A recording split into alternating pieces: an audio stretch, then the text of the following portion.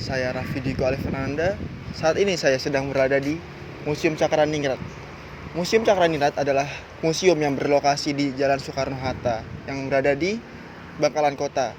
Museum ini bukan hanya sekedar tempat museum biasa, tetapi juga berisi cerita-cerita, artefak, dan juga hal-hal menarik lainnya. Dengan itu, mari ikuti saya dalam jurnalistik kali ini. Halo permisa, kali ini saya bersama dengan Saya Fani. Ibu Fani. Mari kita mulai saja Bu untuk sesi pertanyaannya. Oh ya, silakan. Di Museum Cakraningrat ini kira-kira apa ya latar belakang pendiriannya? Kayak seperti kapan waktu didirikannya dan apa kayak latar belakang buahnya itu? Oh ya, yang melatar belakangi pendirian dari Museum Cakraningrat ini tak terlepas dari jasa Yayasan Kona. Yayasan Kona itu terdiri atas beberapa keturunan dari Cakraningrat, Mas. Nah, Kerajaan Cakraningrat itu meliputi Bangkalan dan Sampang. Nah, atas prakarsa Yayasan Kona itu, kemudian beliau-beliau itu menghimpun hasil-hasil peninggalan dari keluarganya, keluarga keraton terutama. Kemudian setelah berhasil, itu sekitar tahun 50-an itu diletakkan di Arusbaya. Kemudian sekitar tahun 74 pindah dari Arusbaya ke rumah dinas bupati yang ada di alun-alun itu. Ya, di belakang itu tahun 74. Sedangkan tahun 75 dibuka secara umum dengan nama Museum Daerah Tingkat 2. Kemudian karena seiring dengan berjalannya waktu ya, dan bangunan itu pun dianggap tidak layak ya, mau roboh gitu loh Mas istilahnya. Ya, kemudian tahun 2007 dibangun tempat yang baru di sini dengan nama Museum Cakraningrat dan diresmikan tanggal 13 Maret 2008 begitu. Oke. Sejarah singkatnya kurang lebih lah seperti itu. Ibu, untuk pertanyaan kedua.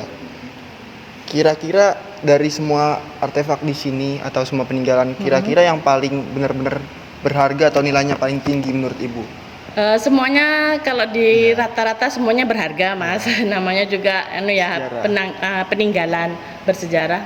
Tapi yang menjadi ikon di sini itu ini gamelan Ratna Dumilah dan juga meriam ini. Meriam seperti ini. Meriam ini sebagai ikon dari museum ini. Oke. Untuk pertanyaan ketiga Ibu. Kira-kira dalam museum ini kan dibuat kayak sebagai cagar budaya. Yeah. Untuk kayak tempat-tempat peninggalan sejarah untuk penelitian. Iya, penelitian. Ya. Nah, untuk itu kira-kira target utamanya itu seperti apa, Bu? Kayak anak-anak atau semua kalangan bisa? Iya.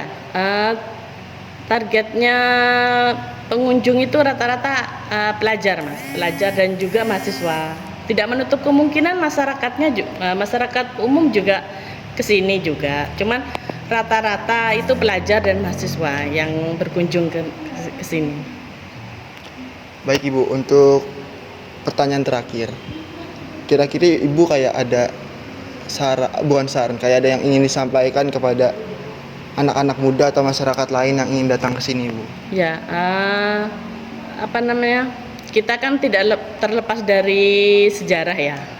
Namanya juga kita itu berkembang. Nah, tapi kalau misalnya kita itu tidak tahu sejarah jati diri kita, ya percuma juga. Misalnya istilahnya gaul lah, tapi nggak tahu jati diri. Ya, itu yang perlu dikembangkan oleh generasi muda itu seperti itu. Belajarlah dari sejarah, gitu. Itu aja pesan saya. Baik, terima kasih Ibu telah meluangkan waktu untuk kami. Terima kasih banyak. Ya, sama-sama. Seperti itu yang dapat saya sampaikan di Museum Cakraningrat ini. Banyak hal-hal yang menarik tentunya, seperti cerita, peninggalan, ataupun artefak-artefak seperti di sini. Nah, sekian dari saya Raffi Diko Alifernanda. Salam, sampai jumpa.